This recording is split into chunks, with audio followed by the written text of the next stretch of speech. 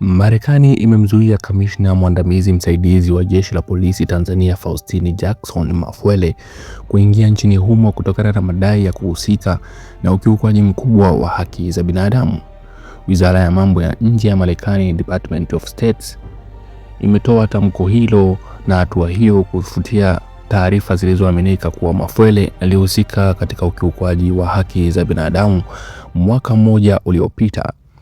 Jeshi la polisi wa Tanzania wanadaiwa kuwakamata, kuwatesa na kuwanyanyasa kingono raia wawili wa nchi jirani ambao ni Agatha Atuhaire kutoka Uganda na Boniface Mwangi kutoka Kenya. Wawili hao walikuwa jijini Dar es Salaam kufuatilia mwenendo wa kesi ya kisheria ya kiongozi wa upinzani nchini Tanzania, Tundu Antipas Lissu. Marufuku hiyo imetangazwa na Katibu wa mambo ya nje wa Marekani Marco Rubio chini ya kifungu cha 300 cha 731C cha sheria ya bajeti ya usalama wa taifa, Wizara ya mambo ya nje na programu zinazohusiana ya mwaka 2026. Sheria hii inazuia maafisa wa kigeni wanaohusika na ukiukwaji wa haki za binadamu kuingia nchini Marekani. Hapa tutazungumzia hatua kubwa na ya kihistoria iliyochukuliwa na Marekani dhidi ya afisa wa ngazi ya juu wa jeshi la polisi la Tanzania. Kamishna mwandamizi msaidizi Faustini Jackson Mafwele amezuiwa kuingia Marekani kutokana na madai ya kuhusika na ukiukwaji mkubwa wa haki za binadamu. Hatua hii imetangazwa na Wizara ya mambo ya nje ya Marekani, yani Department of State, chini ya kifungu cha 731C cha sheria ya bajeti ya usalama wa taifa kwa mwaka 2026 na imetolewa moja kwa moja na Katibu wa mambo ya nje Marco Rubio. Tukio hili linahusishwa moja kwa moja na madai ya kuwateka, kuwanyanyasa kingono raia wawili wa jirani, Agatha Atuhaire kutoka Uganda na Boniface Mwangi kutoka Kenya, walipokuwa Dar es Salaam kufuatilia kesi ya Mheshimiwa Tundu Antipas Lissu. Hii ni hatua adimu na yenye uzito mkubwa. Kulingana na taarifa rasmi ya Wizara ya mambo ya nje ya Marekani, Faustini Jackson Mafwele amezuiwa kuingia Marekani kwa sababu ya kuhusika na ukiukwaji mkubwa wa haki za binadamu. Hatua hii inatokana na madai ya kuwakamata, kuwatesa na kuwanyanyasa kingono au raia wawili wa nchi jirani wakati walipokuwa Dar es Salaam kufuatilia kesi ya Tundu Lissu. Mswada huu umepitishwa chini ya kifungu cha 731C kinachoruhusu Marekani kuzuia maofisa wa kigeni wanaohusika na ukiukwaji wa haki za binadamu kuingia nchini mwao. Hatua hii inaweza kuathiri uhusiano wa kidiplomasia, kiusalama na kiuchumi kati ya Marekani pamoja na Tanzania. Hii ni hatua ya pande mbili, yani bipartisan, inayoungwa mkono na Republican na Democrat. Tukio la Agatha Atuhaire na Boniface Mwangi mnamo Mei mwaka 2025, wanaharakati hao wawili walikuwa Dar es Salaam kufuatilia kesi ya uhaini ya Tundu Antipas Lissu. Walidaiwa kukamatwa, kuteswa na kunyanyaswa kingono na maofisa wa polisi. Taarifa zao zilithibitishwa na asasi za kimataifa na mitandao ya kijamii.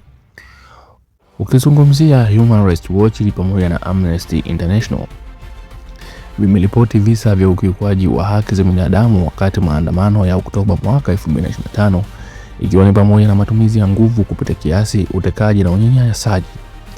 Bunge la Ulaya limetoa wito wa uwajibikaji na uchunguzi huru wa matukio hayo.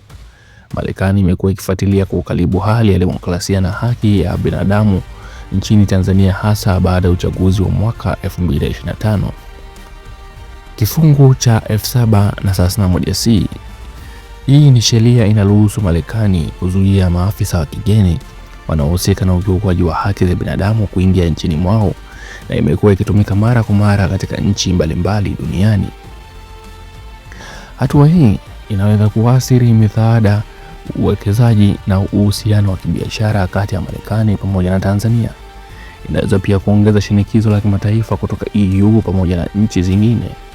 Je, jambo hili lina maana gani kwa taifa na serikali ya Tanzania? Kwa upande wa serikali, inatoa pigo la diplomasia na inaweza kuathiri taswira ya nchi kimataifa.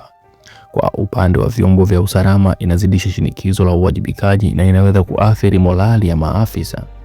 Na kwa upande wa upinzani na wanaharakati, inawapa matumaini na inaweza kuongeza uungwaji mkono wa kimataifa. na kwa upande wa uchumi inaweza kuathiri misaada na uwekezaji kutoka Marekani. Hatua ya Marekani ni onyo kali na ina uzito mkubwa. Kuweka vikwazo kwa afisa wa ngazi ya juu wa polisi unathibitisha kuwa jamii ya kimataifa ina wasiwasi mkubwa kuhusu kiukwaji wa haki za binadamu nchini Tanzania. Serikali inapaswa kuichukulia kwa uzito badala ya kuona kama upangiliaji au uingiliaji wa mambo ya ndani.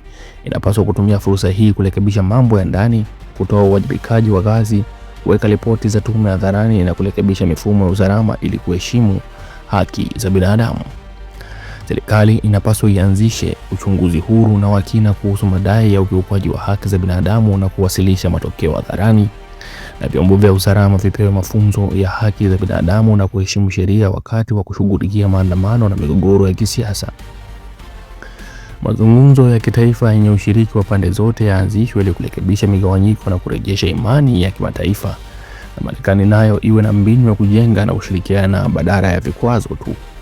Mwisho wa siku, haki za binadamu si swala la nje tu, ni msingi wa utulivu wa maendeleo ya ndani. Tanzania inaweza kupata na kurekebisha mambo ili kuepuka vikwazo na kuimarisha heshima yake kimataifa. Marekani imemzuia Kamishna Faustini Jackson Mafwele kuingia nchini kutokana na madai ya ukiukwaji wa haki za binadamu. Hatua hii inaweza kuwa mwanzo wa vikwazo vikubwa zaidi ikiwa serikali haitachukua hatua ya kurekebisha. Tanzania inastahili heshima kimataifa na inapaswa kujenga demokrasia yenye haki na uwajibikaji. Tuungane kudai mabadiliko halisi